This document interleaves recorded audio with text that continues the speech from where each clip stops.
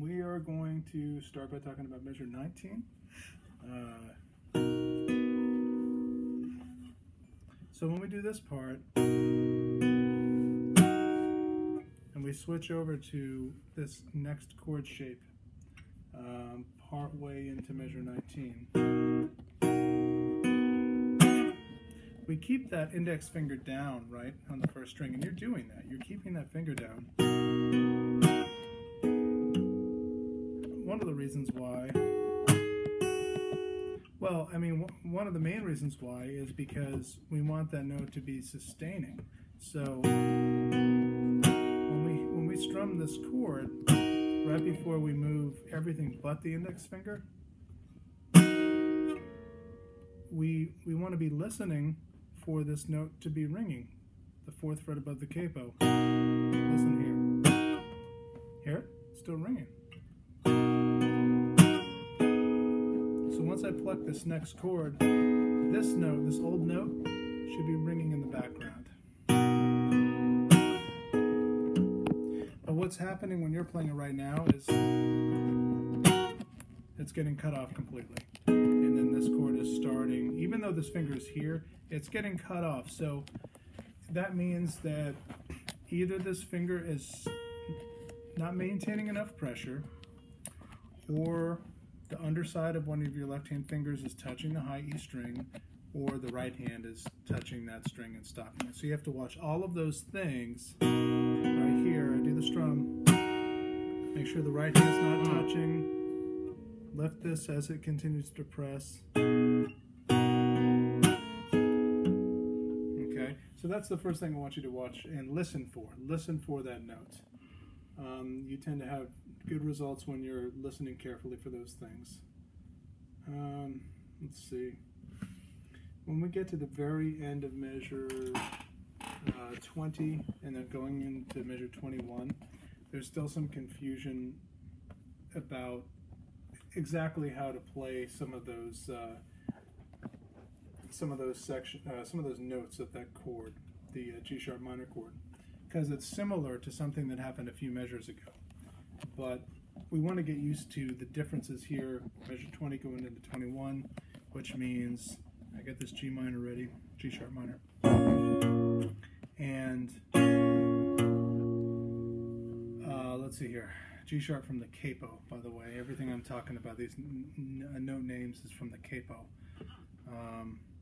It's actually a whole step higher.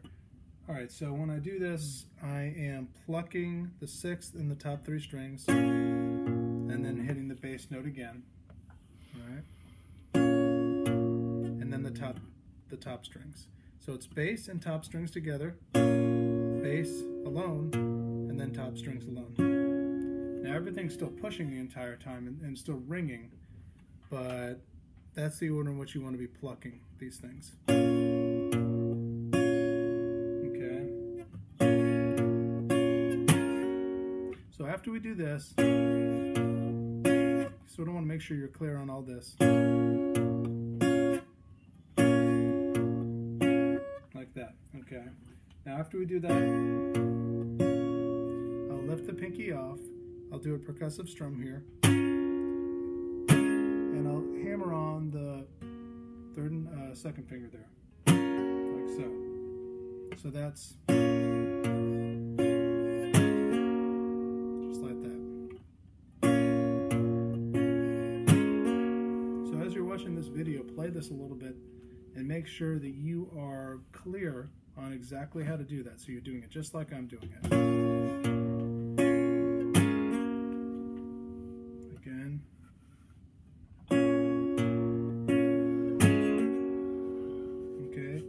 After we do the hammer-on part, then we pluck strings 5, 3, and 2, like that.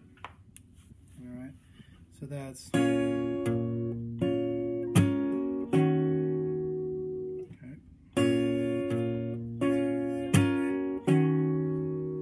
Now after we pluck strings 5, 3, 2, then we pluck the bass note.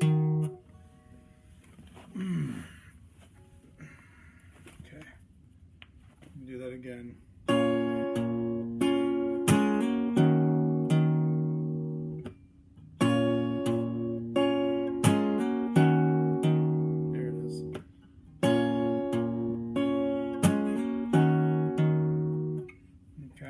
make sure you're doing that.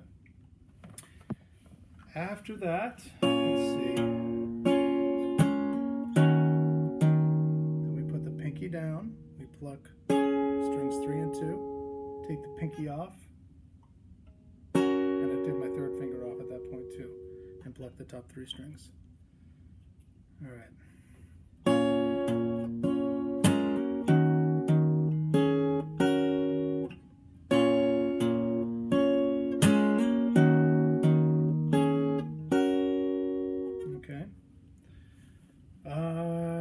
After that, the G. There seems to be some confusion when you're playing this part as far as knowing like which strings to hit when, how many to play simultaneously versus individually.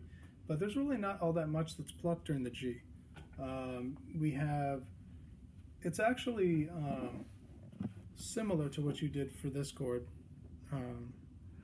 The G sharp minor. The G is like this. So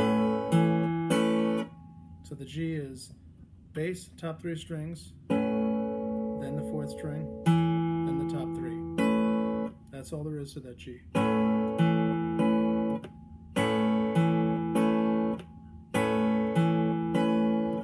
Okay, so we got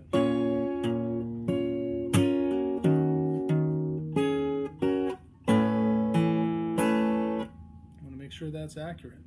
Should rewind and play with that a little bit.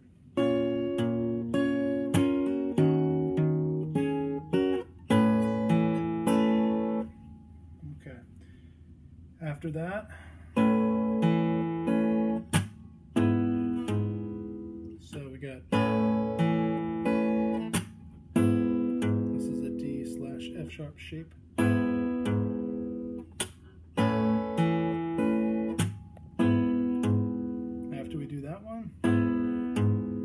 Down and then play the high E string there, so, and then put the third finger down and strum. And what we want to remember about all of this is that it's all happening at a very steady, even rate. Okay.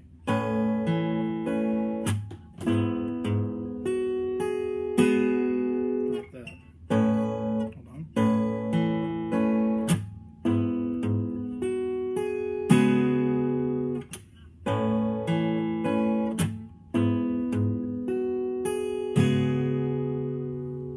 Sometimes when you were getting to that part, again, you weren't totally clear on all of the notes, and also the speed would fluctuate there. So you want to be careful to keep the speed constant. And then after all of that,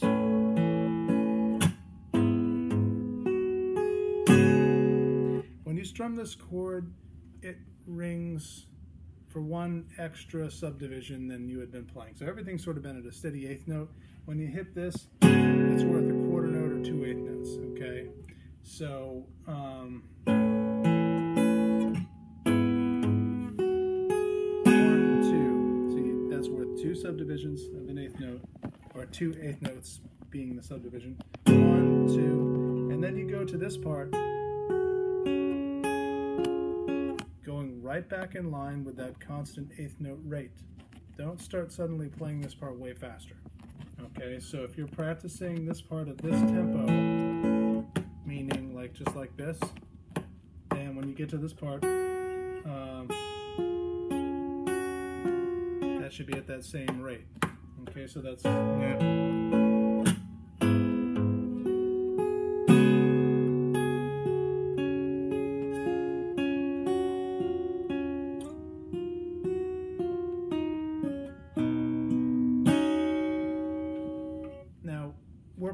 I was playing that at a slower speed than you usually play the A section at because it's a new section. It's relatively new. So you're going to have to just get used to playing that and transitioning back into the A section at a slow speed so you get yourself used to how everything connects properly.